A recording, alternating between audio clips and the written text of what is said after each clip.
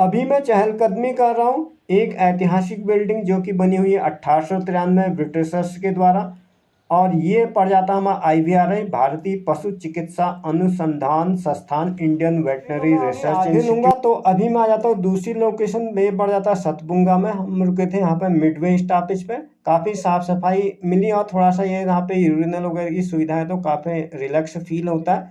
और पहाड़ों में इस तरह के स्थान अगर आप परिवार के साथ ट्रिप कर रहे हैं तो आपके लिए अति आवश्यक हो जाता है। साथ में मिल जाता है मैं नैनीताल जिले का ही मैप, और ये स्थान पड़ जाता है हमारे मुक्तेश्वर में, काफ़ी एकांत जगह है। दोस्तों, एक और नए लाइफस्टाइल ब्लॉग के साथ इस चैनल पर आप सभी का स्वागत है। आज मैं आया हूँ लगभग 1 महीने बाद मोबाइल, और अब मैं चहलकदमी करने लगता हूँ कैंपस के बाहर का एरिया। जैसा कि मैं आपको दिखा रहा हूँ, ये है इनका मेन एडमिनिस्ट्रेशन ऑफिस, और इसके अलावा भी बाहर बहुत सारी संरचनाएं यहाँ पर है। मेन हिस्टोरिकल है, साथ ही साथ यहाँ पे मिल जाता है मैं रेजिडेंशियल एरिया, इन्हीं लोगों के स्टाफ क्वार्टर्स वगैरह सामने। और अब मैं आ जाता हूँ इसी तरह से मुक्तेश्वर शहर में। शहर तो नहीं कहना चाहिए इसको, एक ऐतिहासिक कस्बा ही कहना चाहिए, क्योंकि यहाँ पर इस संस्थान को स्थापित करने का मुख्य उद्देश्य ये था कि पशुओं को जो है जीवाणु जनित बीमारियों से बचाया जाए। जैसा कि आजकल भी आपने सुना होगा वर्ल्ड फ्लू हो रहा, तो उसमें पशुओं को मारकर दबा दिया जाता है, लेकिन उस समय में ऐसा नहीं होता। हमारे बुजुर्ग बताते थे कि जानवरों को यहाँ पर क्वारंटीन किया जाता था, और ये स्थान पड़ जाता हमारे 7,600 फीट की ऊंचाई पर। और उस टाइम में यातायात का एकमात्र साधन होता था खच्चर और घोड़े, और उनमें बीमारियां भी लगते थे। तो पहले था 1893 में पुणे से इसको मुक्तेश्वर इसीलिए शिफ्ट किया गया था, क्योंकि उस टाइम में काठगोदाम से लेकर के आपका मुक्तेश्वर पहुंचने में लग जाते थे 3 दिन। यहाँ पर मवेशियों के बीमारी के बारे में रिसर्च की जाती थी। इस संस्थान के अंदर काफ़ी लंबा चौड़ा कैंपस है, और इसी के बीच में है एकदम जंगल की सुरम्य वादियों पर स्थित केंद्रीय विद्यालय, जहाँ पर मैं अभी आया हूँ किसी परीक्षा के सिलसिले में। और ये काफ़ी प्राइम लोकेशन आ जाती है, और यहाँ पर आने पर ऐसा लगता है कि जैसे कि हम किसी पश्चिमी देश अथवा यूरोपियन देश में एकदम साफ सफाई, और जिसे कहना चाहिए everything is a neat and clean. हालांकि साफ सफाई हमें सब जगह मिल जाती है, लेकिन हरियाली के बीच में साफ सफाई देखकर अपने आप ही मन मोहित हो जाता है। और यह है यहाँ का केंद्रीय विद्यालय। अब इसके ऐतिहासिक बैकग्राउंड में मैंने, जैसा कि आपको शुरू में इंट्रो पार्ट में ही बताया, भारतीय पशु चिकित्सा अनुसंधान संस्थान पर ये स्थित है, और इंडियन वेटनरी रिसर्च इंस्टीट्यूट 1893 में ब्रिटिशर्स के द्वारा इसको पुणे से मुक्तेश्वर शिफ्ट किया गया। शिफ्ट भी इसीलिए किया जाता है, जैसे आजकल हम लोग बाइक में जाते हैं, ट्रक में जाते हैं, कोई लोग कार में जाते हैं। हमारे यातायात के साधन बढ़ चुके हैं, लेकिन उस टाइम में यातायात का सिर्फ साधन होता है गधे और खच्चर, और घोड़े भी होते थे जिससे हम ट्रांसपोर्टेशन की सुविधा करते थे। उनमें बीमारियां भी फैलते रहती थी, जैसे आजकल खम्पी वायरस भी होता है पशु के खुरों में। इसके अलावा जो होता है वर्ल्ड फ्लू भी चला है, लेकिन उस टाइम में क्या था, क्वारंटीन किया जाता था, और ये स्थान जो था आबादी से काफ़ी दूर था। इसलिए ब्रिटिशर्स ने डॉक्टर अल्फ्रेड लिगार्ड 1890 में प्रयोगशाला प्रभारी बनकर आते हैं, और साथ ही साथ इनका नाम जुड़ जाता है, इससे जुड़े हुए एक है रॉबर्ट कॉच, जिनके द्वारा प्रयोग किया जाता है। और वो माइक्रोस्कोप यहाँ पर स्थापित है, जिन्होंने 1897 में मुक्तेश्वर में काम किया था, और 1905 में इनको तपेदिक जीवाणु की खोज की थी। हालांकि ये कर रहे थे रिसर्च हमारे पशुजनित बीमारी पर, लेकिन कई बार क्या होता है, हम भी कोई काम करते हैं, हमें कोई नई चीज़ पता हो जाती है, तो उसी परिप्रेक्ष्य में इन्होंने तपेदिक जीवाणु की खोज की थी, और जिसके लिए इनको नोबेल पुरस्कार मिल जाता है। और ये काफ़ी एकांत में क्वारंटीन किया जाता था, तो इसलिए इसको एकांत एकदम से एक अभी भी काफ़ी एकांत प्रयोगशाला है। हालांकि यह देखकर काफ़ी बुरा भी लगा, इस संरक्षण के अभाव में इसकी कुछ ऐतिहासिक धरोहर जो है काफ़ी जीर्ण शीर्ण हालत में, इसको भी कुछ संरक्षण की जरूरत है। अगर मेरी ये वीडियो कुछ हाई प्रोफाइल अथवा इनसे जुड़े हुए लोग देख रहे थे, तो उनको भी इस दृष्टि में थोड़ा सा ध्यान देना चाहिए कि इस तरह की बिल्डिंगों की भी देखभाल की अति आवश्यक होती है, क्योंकि ये भी हमें एक ऐतिहासिक धरोहर होती है, हमें पुरानी अपनी सभ्यता और संस्कृति से परिचित कराती है कि उस टाइम में जानवरों के प्रति कितना हमारा रुझान रहा होगा। और उस टाइम में हमारे पहाड़ की इकोनॉमी भी दूध पर आधारित थी ज़्यादातर, और परिवहन पर आधारित थी। आजकल तो क्या होता है, परिवहन के लिए हम क्या आते हैं, बड़े बड़े दुकानों में चले जाते हैं, कार वॉश करना है, अपनी कार की मरम्मत करनी है, लेकिन उस टाइम में ये एक प्रयोगशाला हमारे जानवरों के लिए संजीवनी बूटी का काम करती रही थी, ऐसा मुझे बताया गया। और ये है इस समय की लोकेशन। हालांकि उस टाइम से जुड़े हुए साक्ष्य मेरे पास है नहीं, अदरवाइज मैं उनकी फ़ोटोज़ लगा देता। और ये काफ़ी इसी से जुड़े हुए मैं आया हूँ केंद्रीय विद्यालय में, और आसपास काफ़ी हरियाली से भरपूर है। अभी थोड़ा सा बारिश रुकी हुई नहीं है, तो मैं इसका ज़्यादा भ्रमण आपको नहीं दिखा पाऊँगा।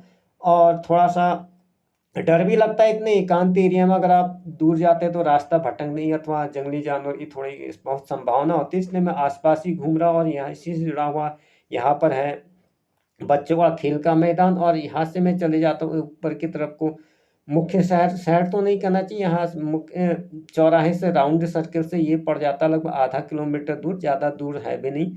और ये है यहाँ का पैदल रास्ता, पैदल रास्ते से भी जाते हैं और इसमें सीमेंटेड रास्ता भी है। और ये यहाँ का मुख्य मार्ग है जहाँ से मैं अंदर आया हुआ था। इसके राउंड अबाउट से 2 ही रास्ते जाते हैं। अगर हम मोटा-मोटा मैं आपको बताऊँ, लेफ्ट वाला चला जाता हमारा IVRI कैंपस की तरफ को, और राइट वाला स्टेट बैंक के होते हुए सीधे मंदिर की तरफ को। और ये है यहाँ की सुरम्य वादियाँ।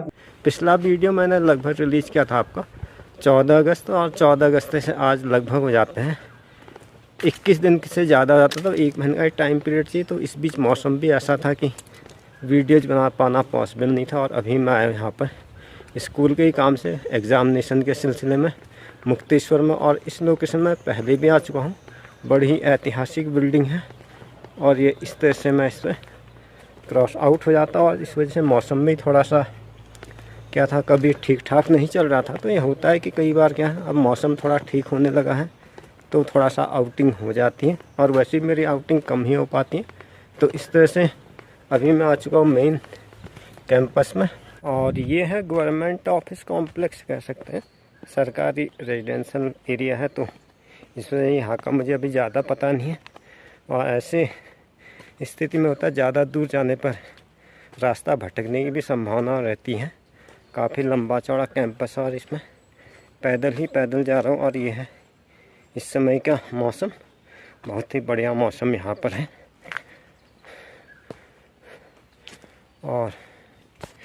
और ये है पुरानी सी ऐतिहासिक बिल्डिंग, इसके मैं एकदम ठीक सामने आ जाता हूँ। बहुत ही पुरानी बिल्डिंग है, हालांकि मैं इस एरिया में पहले भी आया हूँ, फिर भी अच्छा लगता है इस पर आके हिस्टोरिकल प्लेस देखना। और ये यूरोपियन शैली में बनी हुई बिल्डिंग है, और काफ़ी समय के बाद मैं आज प्रॉपर ब्लॉग दे पा रहा हूँ आपको। अब थोड़ा सा मौसम ठीक होने लगा है, और मैं अभी इस तरह से चलटिंग भी नहीं हो पाती थी इस बीच, जितना ज़्यादा बारिश हुई थी। तो अब थोड़ा मौसम खुलने लगा है, तो आपको प्रॉपर ब्लॉग्स भी देखने को मिलेंगे। तो ये है, अभी थोड़ा सा भी बारिश होने वाली है, और कुछ बारिश हो चुकी है। तो as I am showing to you, ये लगभग 3-4 किलोमीटर का एरिया पड़ जाता है, और ये IVRI कैंपस मुक्तेश्वर का। और ये गवर्नमेंट ऑफिस कॉम्प्लेक्स है, और इस समय चल रहे हैं यहाँ पे परीक्षा, इसलिए मैं ज़्यादा देर जोर से बोलूँगा नहीं। और I am walking on the way right now. और भी जो है यहाँ पर भी गर्म है अपेक्षा मुक्तेश्वर और मैं अपने होम टाउन, तो दोनों के टेम्परेचर में लगभग 10-15 डिग्री का अंतर होता है, लेकिन यहाँ पर भी काफ़ी गर्मी लग रही है, और मौसम एकदम साफ़ है। बाकी तो मेरा आना जाना ज़्यादातर होता भी नहीं, घर से ऑफिस से घर, आउटिंग भी मेरी कम ही हो पाती। अब मैं जा रहा हूँ चाय की तलाश में बाज़ार की तरफ, और बाज़ार यहाँ से लगभग पड़ जाता आधा किलोमीटर है, ज़्यादा दूर नहीं है, जस्ट वॉकिंग डिस्टेंस भी कह सकते हैं। लेकिन ये कि थोड़ा सुनसान और अनजान जगह पे थोड़ा सा दूरी ज़्यादा प्रतीत होती है।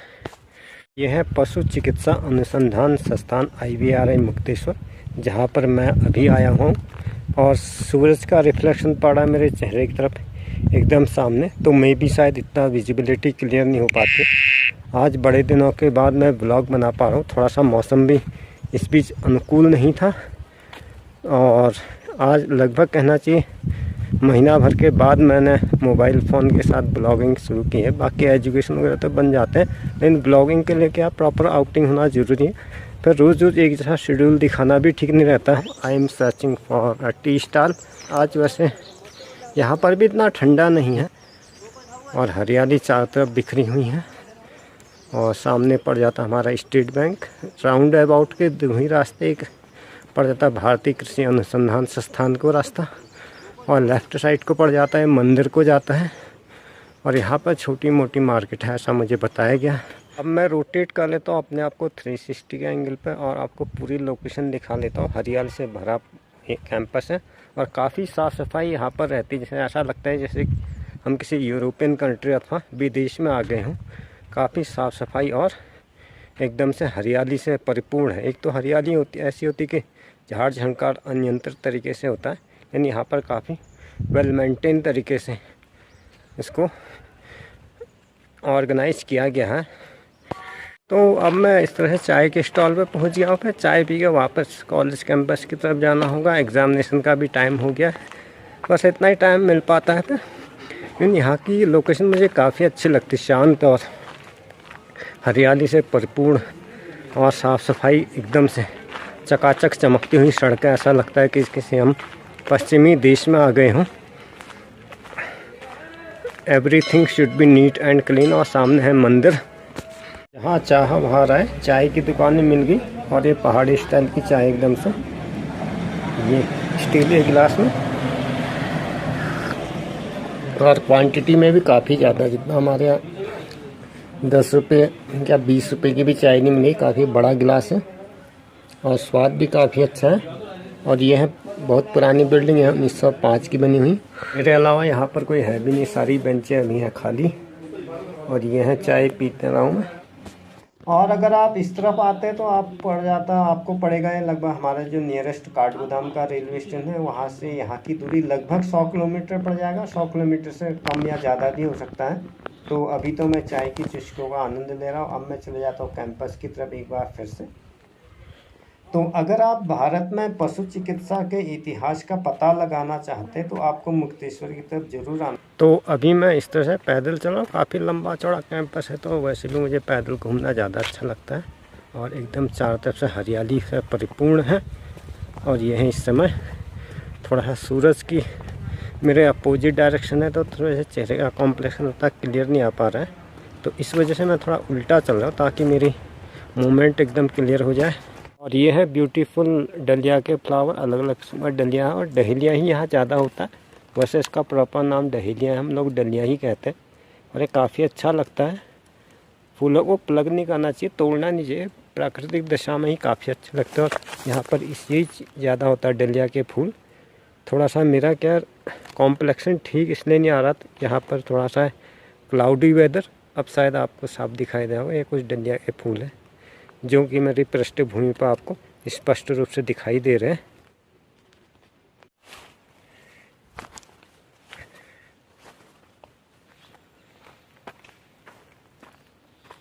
तो ये है, पर यहाँ पर अभी मैं ज़्यादा तेज़ी से बोल भी नहीं सकता, हो सकता है रेस्ट्रिक्टेड एरिया हो, कॉलेज में चल रहा है एग्ज़ाम। तो इस तरह से अब मैं पहुँच गया हूँ और जब तक पैदल ही रास्ता है। और ये इस तरीके से मैं जा रहा हूँ। मैं थोड़ा सा रोटेट कर लेता हूँ ऐसे। ये एक हाथ से पकड़ा हुआ है मैंने मोबाइल, तो एक हाथ से जा रहा हूँ मैं रास्ते पर। सफाई है फिर इधर को। और ये है मेरी वर्तमान स्थिति। अब थोड़ा सा यहाँ से चेहरे का कॉम्प्लेक्शन मेरा ठीक आने लगा है। तो ये, तो अब हम वापस यहाँ से चले जाते हैं। हम लोग यहाँ पर आए थे कैब के जरिए, और ज़्यादा दूर भी नहीं है हमारे घर से। ये स्थान पड़ जाता है लगभग 50 किलोमीटर कहना चाहिए। पहाड़ में थोड़ा सा यातायाती गति काफ़ी कम करनी पड़ती है। और ये इसको यातायात के द्वारा हमें आने में लगे थे लगभग 1.5 घंटा, लगा 2 घंटा मान के चलो। अगर प्रतिकूल भौगोलिक परिस्थिति होती है तो मैक्सिमम 2-4 घंटे में हम वापस हो गए थे। 2 घंटा आना और 2 घंटा जाने का। और मेन रेलवे स्टेशन जो हमारे नज़दीक पड़ जाता है वो काठगोदाम। काठगोदाम से यहाँ की दूरी पड़ जाएगी आपकी, जैसे हमारे घर से ये स्थान पड़ जाता है 50 किलोमीटर, तो यहाँ से हमारे घर से काठगोदाम पड़ जाता है 20-22 किलोमीटर मान के चलें मैक्सिमम। तो ये 70-75 अथवा 80 किलोमीटर पड़ जाएगा हार्डली। और 80 किलोमीटर की दूरी को तय करने में आपको लग जाएगा 2 घंटा अथवा 2.5 घंटा लगेगा।